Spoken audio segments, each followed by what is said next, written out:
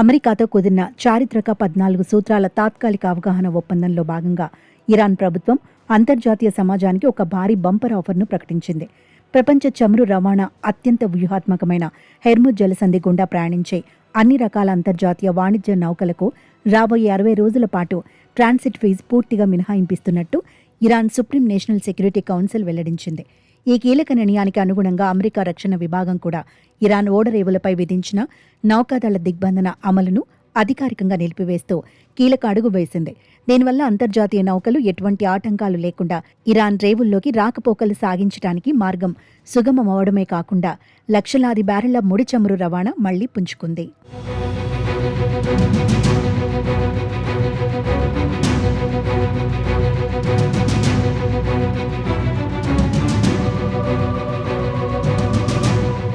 దీని ఫలితంగా ప్రపంచ ఇంధన మార్కెట్లో ముడి చమురు ధరలు వేగంగా తగ్గుముఖం పడుతూ అంతర్జాతీయ ఆర్థిక వ్యవస్థకు పెద్ద ఊరటనిస్తున్నాయి. యుద్ధ వాతావరణం వల్ల తీవ్రంగా నష్టపోయిన అంతర్జాతీయ వాణిజ్య రంగాన్ని మళ్లీ ఉత్సాహపరిచేందుకు ఇరాన్ ప్రస్తుతం అనుమతుల ప్రక్రియను కూడా వేగవంతం చేయడం విశేషం. అయితే భద్రతా కారణాల దృష్ట్యా ప్రతి నౌక పర్షియన్ గల్ఫ్ జలసంధి అథారిటీ నుంచి ముందస్తు అనుమతి పొంది కేటాయించిన ప్రత్యేక మార్గాల్లోనే ప్రయాణించాలని ఇరాన్ స్పష్టం చేసింది.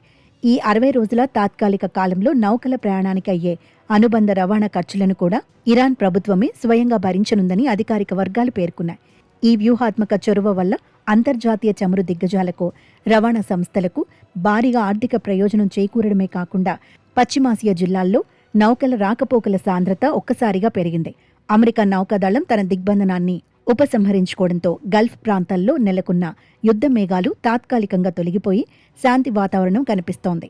అయినప్పటికీ ఈ ఉచిత ప్రయాణ సదుపాయాన్ని దుర్వినియోగం చేయకుండా చూసేందుకు పర్షియన్ గల్ఫ్ జలసంధి అథారిటీ అంతర్జాతీయ నౌకలపై కఠినమైన నిఘా నియమాలను అమలు చేస్తోంది.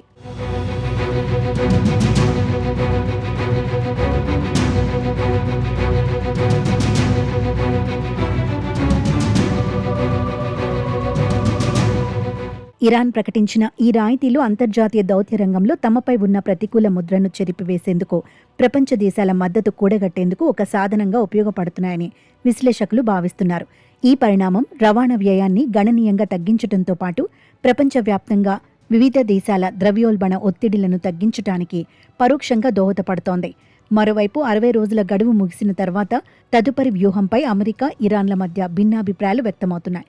అమెరికా అధ్యక్షుడు డొనాల్డ్ ట్రంప్ ఈ జలసంధి గుండా అంతర్జాతీయ వాణిజ్య ప్రయోజనాల దృష్ట్యా శాశ్వతంగా ఉచిత ప్రయాణ సదుపాయం కొనసాగాలని ఆశిస్తున్నారు.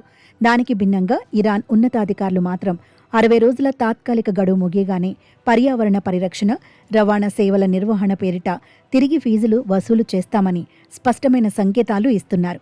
ఈలోపు ఇరు దేశాల ప్రతినిధుల మధ్య స్విట్జర్లాండ్లో జరగబోయే సమగ్ర దౌత్యపరమైన చర్చలలో ఈ ఫీజుల వివాదానికి ఒక శాశ్వత పరిష్కారాన్ని కనుగొనాల్సి ఉంది.